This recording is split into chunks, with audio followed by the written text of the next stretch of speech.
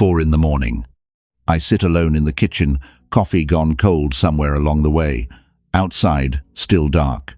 On the table, my phone lights up a text from my ex-wife. Child support again. I look at it. I don't open it. People think happiness is a destination, enough money, a stable job, good kids, a peaceful home. But I've met people who had all of that and were still as miserable as a dog on a chain. And I've met people who lost almost everything and still ate well, slept well. 2,000 years ago, a school of philosophy was born out of that very question, Stoicism. Not to teach people how to get rich, but to teach people how to find peace in a world that isn't fair. Today, I want to share the 3 core rules that school left behind, 3 rules for living a truly happy life. I'm Jason, and this is the Stoic Path. If this feels like the journey you need, hit subscribe, where each week we train the mind to become untouchable. So what is happiness, really? Before I get to those 3 things, I want to pause for a moment. I have an old friend, name of Dave, used to work in insurance. Dave had a house in a good neighborhood, 2 cars, a pool out back where every summer he'd throw a cookout for the whole street. Anyone looking at Dave's life would think, that's what success looks like. But one night, sitting with him over a few beers, he said something I've never forgotten. I got everything I wanted when I was 45. So why is it every night I'm lying there wide awake, feeling like something's missing, and I can't even name what it is? The ancient Greeks had a different word for happiness, eudaimonia. It doesn't mean feeling good. It's closer to living in accordance with the best of your own nature, living with virtue, with reason, in harmony with yourself. It's not a feeling that flares up and fades out like winning a ball game. It's a lasting state, a peace nobody can take from you, because it doesn't come from what you have, but from how you live. We go looking for happiness on the outside, in the wallet, in the admiring look of others. The Stoics went looking for it on the inside, in how they responded, in how they treated other people. The 3 rules that follow aren't a get-rich formula. They're the road to the one thing Dave, with his pool and all, never had, a peace that doesn't depend on anyone. Part 1. Change how you judge what happens to you. I have a friend who worked a meatpacking plant in Iowa for over 20 years. One day, the line broke down. The whole shift ran 3 hours late, no extra pay for it. The guys standing next to him were cursing, slamming their hands on the machine. He just stood there, lit a cigarette, and watched the smoke drift up and disappear into the cold air. Someone asked him, "How are you so calm about this?" He said, "The machine breaking isn't my problem. My problem is choosing how I react to the machine breaking." That's exactly what Epictetus said 2,000 years ago, describing what went on in the public bathhouses of Rome, where people got jostled, splashed with water, cursed at. He said, "Your real purpose in going there isn't just to get clean, it's to keep your mind from being shaken loose." Sounds simple, is anything but easy. Because most of what happens to us every day, a boss who snaps, a red light in traffic, a loved one who turns cold, is outside our control. But there's one thing, and only one thing, that always stays in our hands: how we judge it. I'm not saying you have to pretend you're happy when someone treats you badly. I'm saying you get to choose. Treat it as a personal attack, or treat it as the weather.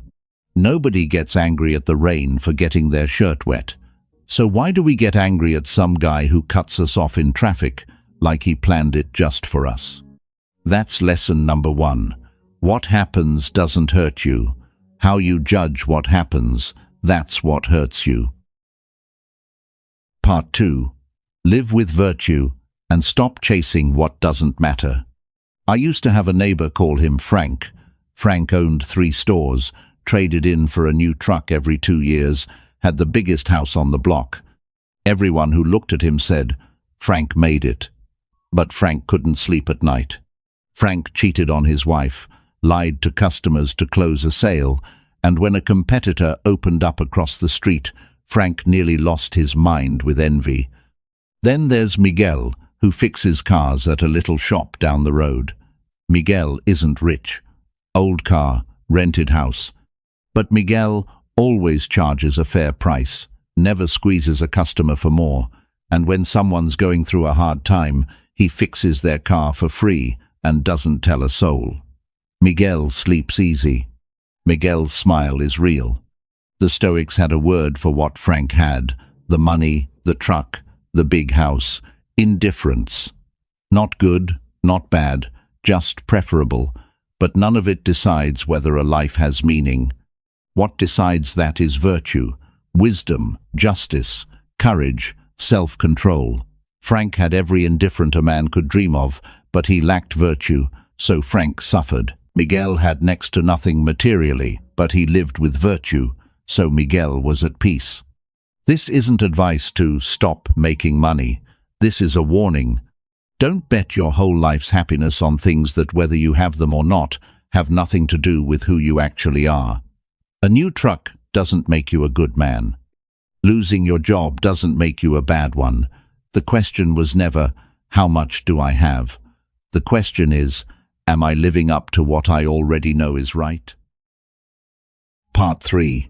Lower your expectations. Raise your peace. This is the hardest part to say, because it touches something personal. I had a father. I used to hope he'd be the kind you see in commercials, taking his kid fishing, watching the game together. My father wasn't that. He was gone more than he was home, and when he was home, he was cold, said little. For years, I lived with one question: why couldn't my father be the father I needed? Then I came across something from Epictetus that made me sit still for a long time.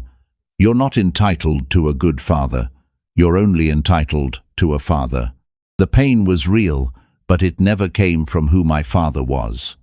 It came from the gap between the father I wanted and the father I actually had, and that gap, I was the one who built it. Marcus Aurelius, an emperor who faced liars and ingrates every single day, had a habit I've kept ever since. Every morning before getting out of bed, he'd remind himself he was going to run into ungrateful, arrogant, selfish people that day, not because they wanted to be bad, but because they didn't know any better. Sounds bleak, but it isn't pessimism, it's preparation. A good soldier goes into battle prepared for the worst, so that when it comes, he doesn't fall apart. I see this pattern everywhere, not just with fathers. A friend of mine, a store manager, was certain that hard work would get him a promotion within 2 years. Year 3 rolled around, and the job went to a new hire with better connections. He nearly quit out of bitterness. The problem wasn't that he hadn't worked hard enough. The problem was he'd signed an unspoken contract with life, that effort must always be repaid exactly the way he pictured it, a contract life never agreed to. Effort is your job. The outcome is mostly out of your hands, and that doesn't mean you stop trying. It means you try because of who you want to be, not to cash in on a result someone else controls. You don't need the world to be kind to you in order to live well. You just need to know the world might not be kind and choose to be kind anyway. That's real freedom. I'm not standing here telling you life gets easy once you learn these 3 things. My life hasn't been easy. I still have those 4 in the mornings, sitting alone with cold coffee and a text I'm not ready to open. But I've got something now that I didn't have 20 years ago. I know I always have a choice, even when everything else has been taken away. The 3 things are these: don't let what happens decide how you feel. Let how you judge it decide that. Don't chase after things that don't matter and lose sight of living with virtue. And never expect this world to be fair to you. Just make sure you're fair to yourself. Nobody owes you an easy life, but you owe yourself a life lived right. If, out of these 3, there's one that made you stop and really sit with it, type its number in the comments. Just a number. 1, 2 or 3.